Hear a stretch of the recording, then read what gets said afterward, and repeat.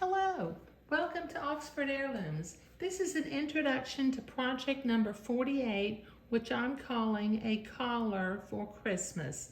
Now, a little history on this particular project. I have a little, she's now a 3-year-old girl who I made last year. I made her a little white dress and two or three little collars. Well, it was 3 collars. And earlier this year, I lengthened her little white dress by adding a lace panel. And now I'm making a new collar for Christmas for her. This collar will have some lace insertion loops with some hand embroidery in between the loops. It'll have a gathered lace edging around the edge of the collar.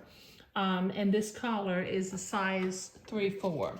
Now, I don't really have a pattern for this particular project, but what I have done using my collar guide that I have created a collar pattern that is in size 3/4.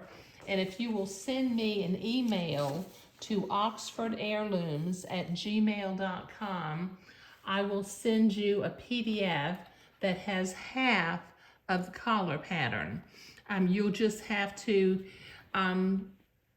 trace it and make a collar that is full size, because we'll need the full size collar in order to cut out and to shape the lace.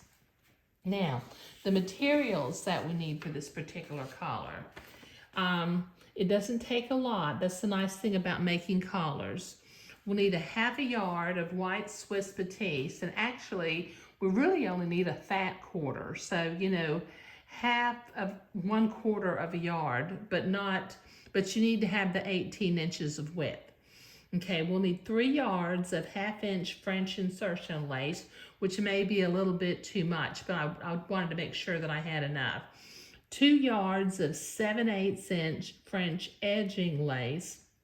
We'll need about 1.5 yards of entredeaux, 2 inches of 1/16 inch ribbon to make a little loop to button the collar on, 1 each of 1/4 inch button, and the embroidery flosses, you'll need a small embroidery hoop, and the embroidery flosses that I'm using are number 666 red and number 911 green.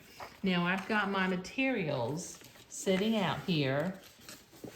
Okay, I've got my 1/2 yard of white Swiss batiste, which I've ironed. I may have to iron it again since I folded it. I've got my insertion lace. I've got my edging lace. I've got my entredeaux. I've got my piece of silk ribbon in my 1/4 inch button. I've got my tiny springform embroidery hoop, and this opens up like this. Now what I'll do is these tiny little embroidery hoops are not available at the big box stores, and with the spring form in the middle, they're difficult to find, but in the video description down below, I will leave a link where you can order a tiny little spring form embroidery hoop. I have a set of 3 of them in 3 different sizes, and they come in real handy. Then I've got my 666 red floss and my 911 green floss.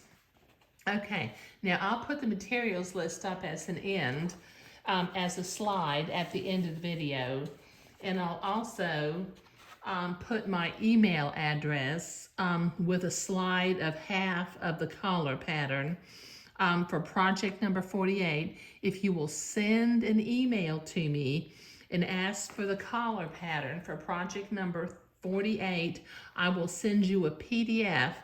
The PDF has 1-inch squares on it, so you'll know it's the right size. And I have it cut out for a size 3 to 4 collar right now.